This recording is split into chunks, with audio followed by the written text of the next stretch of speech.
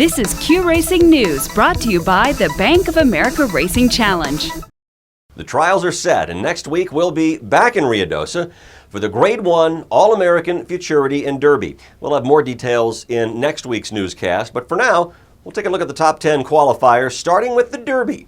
BPS Jumpin' Frisco was fastest to the wire at 21.277 seconds.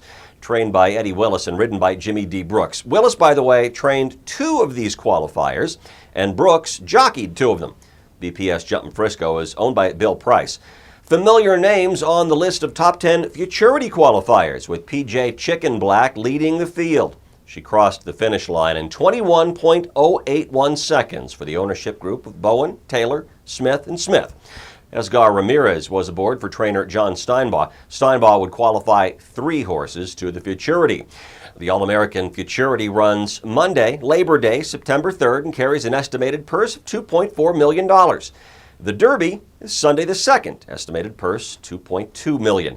AQHA will of course be there for the preceding Ruidoso Select Yearling Sale, so if you're there too, be sure to swing by the Sale Pavilion Barn and say hello.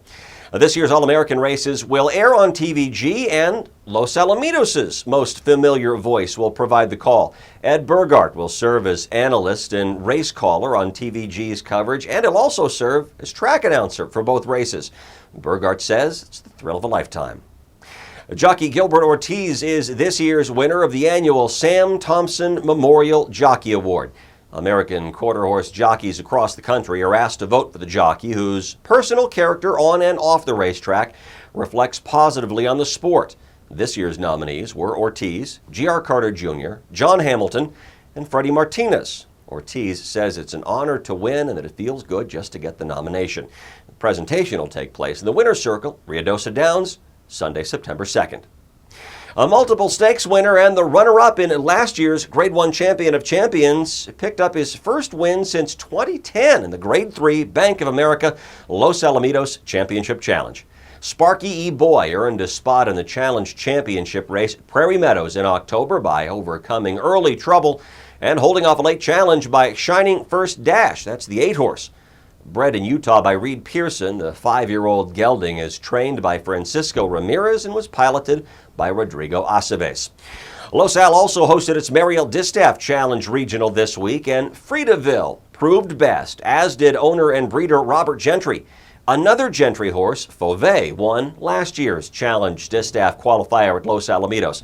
But this time it was the 6-year-old Oklahoma mare who had led the entire 400 yards to stop the clock at 19.684 seconds, with G.R. Carter riding for trainer Juan Alamon.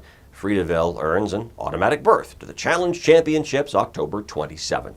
And that's it for this week's Q Racing News. Remember, we'll have our All-American preview next week. And the week following, we'll have a lot of stuff to talk about, including the races and the results of the Ruidoso Select Yearling Sale. So be sure to check back with us. Till then, I'm Matt Darby in Amarillo. I'll see you next time. This is Q Racing News, brought to you by the Bank of America Racing Challenge.